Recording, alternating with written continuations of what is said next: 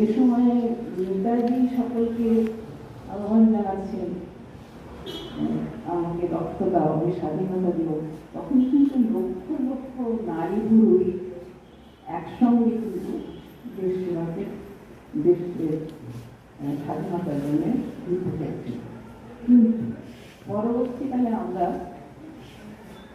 সংসার পরিবার নিয়ে একটু বেশি জড়িয়ে পড়ার ফলে আমাদের নিজেদের অধিকার বোধটা কিন্তু আমরা ক্রমশ হারিয়ে ফেলেছি।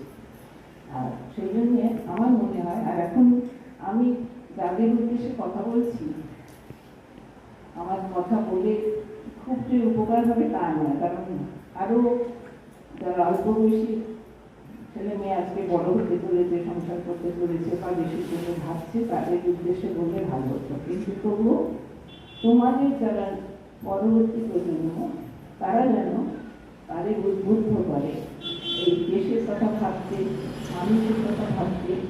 আর যেটা ঠাকুর রামকৃষ্ণ শিখিয়ে গেছেন, বিবেকানন্দ প্রচার করে গেছেন, মানুষকে ভালোবাসা। মানুষকে ভালোবাসা হচ্ছে ধর্ম।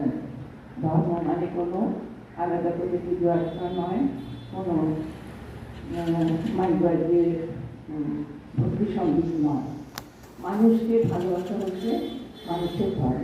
মানুষকে ভালোবেসে মানে ঈশ্বরকে লাভ করে দেয়। সেই জন্যে সকলের কাছে আমার অনুরোধ রইল যে তোমরা নিজের পরবর্তী প্রজন্মকে সেই ব্যাপারে একটু উদ্বুদ্ধ করো।